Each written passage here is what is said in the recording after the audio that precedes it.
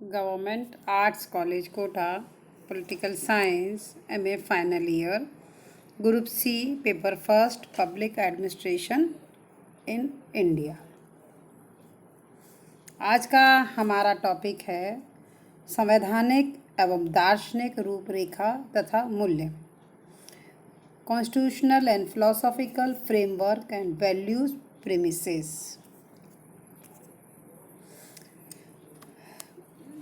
प्रत्येक संविधान के पीछे एक दर्शन होता है, कुछ आस्थाएं, कुछ आत्मा, मूल्यों की नींव पर संविधान रूपी भवन खड़ा किया जाता है। इन सबकी नींव पर ही राजनीतिक व्यवस्था का प्रसाद खड़ा किया जाता है। भारतीय संविधान की प्रस्तावना में समस्त संविधान का सार और दर्शन है। हमारी प्रस्तावना में राष्ट्र के जीवन दर्शन की अभिव्यक्ति होती है। संविधान के समस्त उपबंध प्रस्तावना में निहित भावनाओं से स्फूर्ति ग्रहण करते हैं। प्रस्तावना में जिन मूल्यों और आदर्शों की बात कही गई है वो संपूर्ण संविधान में दृष्टिगत होते हैं।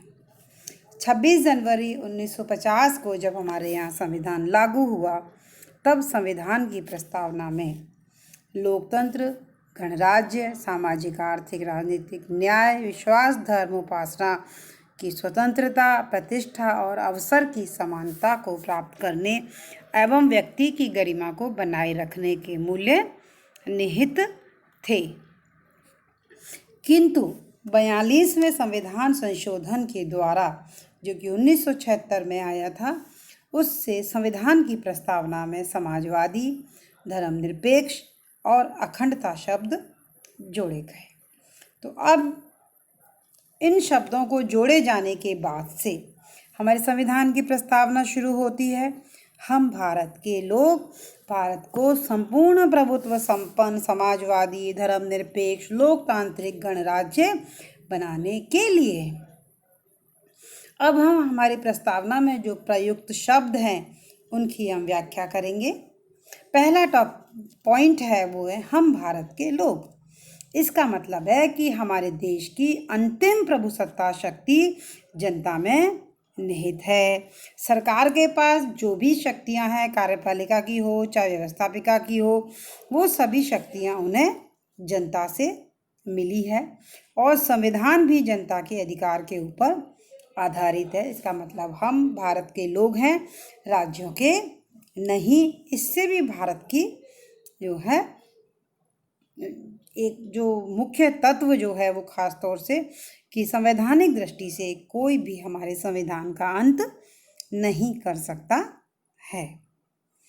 दूसरा जो पॉइंट है वो है प्रभु संपन्नता। प्रभुत्व संपन्नता का मतलब ये है कि भारत पूर्ण रूप से स्वतंत्र राज्य है। कानूनी दृष्टि से न तो उसके ऊपर कोई बाहरी रूप से, ना ही आंतरिक रूप से किसी भी प्रकार का कोई प्रतिबंध नहीं है। भारत आंतरिक और वैदेशिक मामलों में अमेरिका और ब्रिटेन की तरह से ही स्वतंत्र है। धर्मनिरपेक्षता जो शब्द है वो 42वें संविधान संशोधन के द्वारा जोड़ा गया। इसका अर्थ एक ऐसा राज्य जहां किसी भी धर्म को राज्य धर्म के रूप में स्वीकार नहीं किया गया है, बल्कि सभी धर्मों को समान संरक्षण प्रदान किया गया है और मौलिक अधिकारों में भी धार्मिक अधिकार प्रदत्त हैं। फिर हमारे संविधान में हमारे देश को गणराज्य की संज्ञा दी गई है।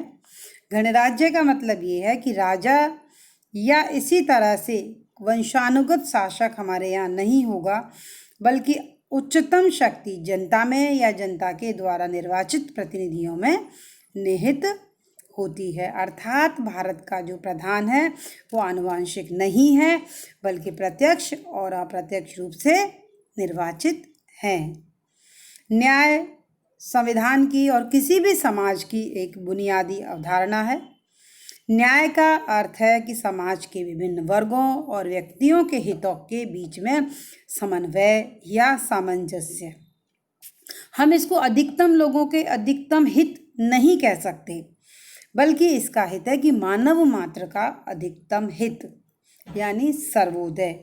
यही भारतीय संविधान में न्याय का आदर्श है। अनुच्छेद 38 में भी इसी बात की व्याख्या की गई है। इस प्रकार हमारे यहाँ पे सामाजिक, आर्थिक और राजनीतिक न्याय के तीनों ही पक्षों पर बल दिया गया है।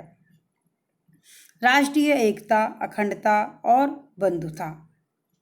संविधान में जिन मूल्यों को नहीं भुलाया जा सकता है वो है राष्ट्रीय एकता, अखंडता और बंधुता। इसमें अखंडता शब्द 42वें संविधान संशोधन के द्वारा शामिल किया गया है। इसका मूल अर्थ ये है कि विभिन्नता के होते हुए भी हमारे देश की एक जो मुख्य विशेषता है वो राष्ट्रीय एकता है और इस एकता को मजबूती प्रदान करना हमारे देश का प्रमुख लक्ष्य है। स्वतंत्रता और समानता भी इसके महत्वपूर्ण टॉपिक्स हैं, कंसेप्ट है, मैं तो अवधारणा ही कहूँगी। स्वतंत्रता और समानता एक मुख्य अवधारणागत है। यहाँ पर व्यक्ति की स्वतंत्रता, अभिव्यक्ति, विश्वास, धर्म, उपासना की स्वतंत्रता आत्मिक विकास के लिए सभी को आवश्यक माना है। इसलिए सभी चीज़ों को हमारी प्रस्तावना में स्थान दिया है। संविधान में स्वतंत्रताओं को निरपेक्ष नहीं माना है, कई उनके ऊपर आवश्यक अंकुश भी लगाए गए हैं, लेकिन फिर भी हमारे संविधान में जगह जगह पर स्थान और अवसर की समानता की बात कही गई है। समानता का अर्थ सबका समान होना नहीं होता है। समानता का अर्थ है कि प्रत्येक व्यक्ति को समान अवसर सुलभ कराना, अर्थात सामाजिक आर्थिक न्याय भी नहीं किया गया है, बल्कि स्थान एवं अवसर की समानता पर बल हमारे यहाँ पे दिया गया है। आगे हम बात करेंगे हमारे संविधान के वैल्यूज़ की। संविधान के मूल्य कौन कौन से हैं? तो भारत की प्रशासन की प्रणाली को समझने के लिए संविधान के कुछ आधारभूत मूल्य निम्नलिखित हैं और हमारा प्रशासन इन्हीं मूल्यों के संदर्भ में काम करता है। ये निम्नलिखित है। सबसे पहला है इसमें शासन का लक्ष्य, दूसरा है इसमें संविधानवाद और तीसरा है इसमें राजनीतिक संस्कृति, चौथा है इसमें नौकरशाही एवं लोकतंत्र और पांचवा है इसमें नौकरशाही एवं विकास। तो सबसे पहले हम बात करेंगे शासन के लक्ष्य की। देखिए, हमारी प्रस्तावना में हमारे देश के लक्ष्य संविधान के लक्ष्य स्थापित हैं। आपको भी पता है ना, पिछली बार हमने बताया भी। कौन कौन से लक्ष्य हैं? सामाजिक, आर्थिक, राजनीतिक न्याय, विश्वास, अभिव्यक्ति, धर्म, उपासना की स्वतंत्रता, प्रतिष्ठा और अवसर की समता और उन सब में व्यक्ति की गरिमा, राष्ट्र की एकता और अखंडता को सुनिश्चित करने वाला, बंधुत्व को बढ़ाने वाला हमारा संविधान। तो ये जितनी भी बातें, इस पॉइंट्स इसके अंतर्गत आए हैं, यही हमारे संविधान के मूल्य भी हैं और लक्ष्य भी हैं एक तरीके से। इनके अंदर क्या है कि संविधान के माध्यम से समस्त भूखे व्यक्तियों को भोजन उपलब्ध कराना, रोटी, कपड़ा, मकान, जो न्यूनतम जो आवश्यकताएं हैं वो प्रदान करना, भारतीयों को उनकी क्षमता के अनुरूप स्वयं को विकसित करने का अवसर प्रदान करना। तो स्वयं को विकसित करने का अवसर किसके द्वारा दिया है हमारे संविधान में, बताओ?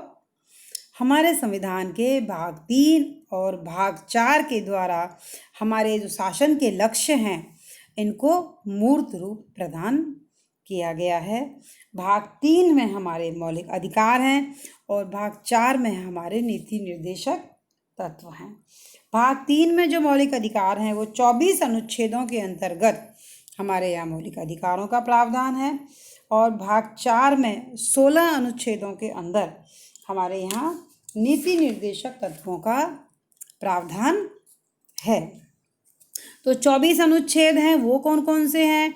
देखिए, समता का अधिकार है, स्वतंत्रता का अधिकार है, शोषण के विरुद्ध अधिकार है, धार्मिक स्वतंत्रता का अधिकार है, संस्कृति शिक्षा संबंधी अधिकार है, संपत्ति का अधिकार है ना, संपत्ति का अधिकार है और संपत्ति का अधिकार आपको पता है कि इसको 44वें संविधान संशोधन के द्वारा समाप्त कर दिया गया है।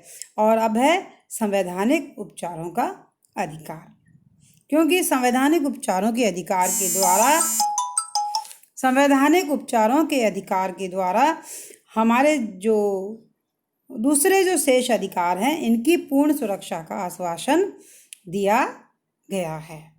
तो ऐसी सभी शक्तियां संवैधानिक उपचारों के अधिकार के अंतर्गत हैं जिनसे शेष अधिकारों की सुरक्षा हो जाती है। अनुच्छेद 32 से लेकर के अनुच्छेद 32 जिसमें बंदी प्रत्यक्षीकरण है, परमादेश है, प्रतिषेध है, उत्प्रेषण है, अधिकार प्रच्छा है।